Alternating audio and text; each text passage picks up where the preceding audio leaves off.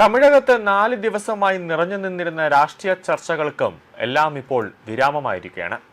തമിഴകത്ത് വിജയ് ഇനി തമിഴ്നാട് ഭരിക്കും. ഗവർണറുമായുള്ള നിർണായക കൂടിക്കാഴ്ചകൾക്കും സഖ്യകക്ഷികളുമായുള്ള ചർച്ചകൾക്കുമൊടുവിൽ തമിഴക വെട്രിക്കഴകം അധ്യക്ഷൻ വിജയ് തമിഴ്നാട് മുഖ്യമന്ത്രിയായി ഇന്ന് അധികാരമേൽക്കും. കഴിഞ്ഞ ദിവസം രാത്രി ഗവർണർ രാജേന്ദ്ര വിശ്വനാഥ് ആർലേക്കർ നിയമന ഉത്തരവ് വിജയ്ക്ക് കൈമാറിയിരുന്നു. ജവഹർലാൽ നെഹ്റു ഇൻഡോർ സ്റ്റേഡിയത്തിൽ നടക്കുന്ന സത്യപ്രതിജ്ഞാ ചടങ്ങിൽ കോൺഗ്രസ് ദേശീയ അധ്യക്ഷൻ മല്ലികാർജുന ഖാർഗെ, ലോക്സഭാ പ്രതിപക്ഷ നേതാവ് രാഹുൽ ഗാന്ധി തുടങ്ങിയവർ പങ്കെടുക്കും.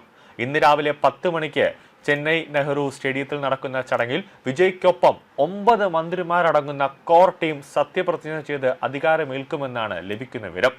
2 വർഷം മുമ്പ് മാത്രം രൂപീകരിച്ച പാർട്ടിയെ കന്നി അംഗത്തിൽ തന്നെ വൻ വിജയത്തിലേക്ക് നയിച്ച വിജയ് 6 പതിറ്റാണ്ടോളം തമിഴ്നാട് ഭരിച്ച ദ്രാവിഡ പാർട്ടികളുടെ കുത്തക തകർത്താണ് ഭരണ തലപ്പത്തേക്ക് എത്തുന്നത്.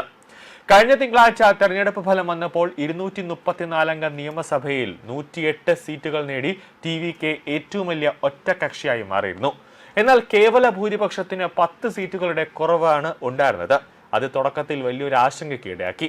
5 MLA-മാരുള്ള കോൺഗ്രസിന്റെ പിന്തുണയോടെ ബുധനാഴ്ച ഗവർണർ രാജേന്ദ്ര വിശ്വനാഥ് ആർലേക്കറെ കണ്ട് വിജയ് സർക്കാർ രൂപീകരിക്കാൻ അവകാശവാദം ഉന്നയിച്ചിരുന്നുവെങ്കിലും ഭൂരിപക്ഷം തെളിയിക്കാൻ കൂടുതൽ പിന്തുണ ആവശ്യമാണെന്ന് ഗവർണർ നിർദ്ദേശിക്കുകയായിരുന്നു.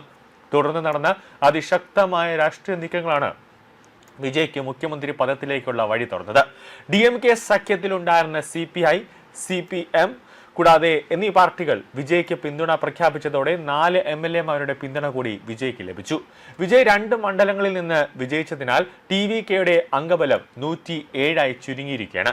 ഇതോടെ സഖ്യകക്ഷികളായ കോൺഗ്രസിന്റെ 5ഉം ഇടതുപക്ഷത്തിന്റെ 4 MLA-മാർ ഉൾപ്പെടെ പിന്തുണ 116 ഉയർന്നെങ്കിലും ഭൂരിപക്ഷത്തിന് 2 സീറ്റുകൾ കൂടി ആവശ്യമായിരുന്നു. ഇതിനിടെ DMKയും AIADMKയും ചേർന്ന് ബദൽ നീക്കങ്ങൾ നടത്തുന്നു എന്ന റിപ്പോർട്ടുകൾ വന്നത് അനിശ്ചിതത്വത്തിന് ഒരു വഴിവെച്ചിട്ടുണ്ടായിരുന്നു. എന്നാൽ നിർണായകമായ വഴിത്തിരിവുണ്ടായത് ശനിയാഴ്ച വൈകുന്നേരമാണ്. DMK സഖ്യകക്ഷിയായ VCK തങ്ങളുടെ 2 MLA-മാരുടെ പിന്തുണ വിജയ്ക്ക് പ്രഖ്യാപിച്ചു. തൊട്ടു പിന്നാലെ ഇന്ത്യൻ യൂണിയൻ മുസ്ലിം ലീഗ് കൂടി പിന്തുണ അറിയിച്ചതോടെ സഖ്യത്തിന്റെ അംഗബലം 120 ഉയരുകയും വിജയുടെ അധികാരം ഉറപ്പാക്കുകയും ചെയ്തു. അങ്ങനെയാണ് ഇന്നലെ രാത്രിയോടുകൂടി സത്യപ്രതിജ്ഞ ചെയ്യാനുള്ള എല്ലാ നീക്കങ്ങളിലേക്കും കാര്യങ്ങൾ കടന്നത്. തമിഴ് രാഷ്ട്രീയത്തിലെ പരമ്പരാഗത സമവാക്യങ്ങൾ തിരുത്തിക്കുറിച്ചുള്ള ഈ വിജയം ദേശീയ തലത്തിൽ തന്നെ വലിയ ശ്രദ്ധയാണ് നേടുന്നത്.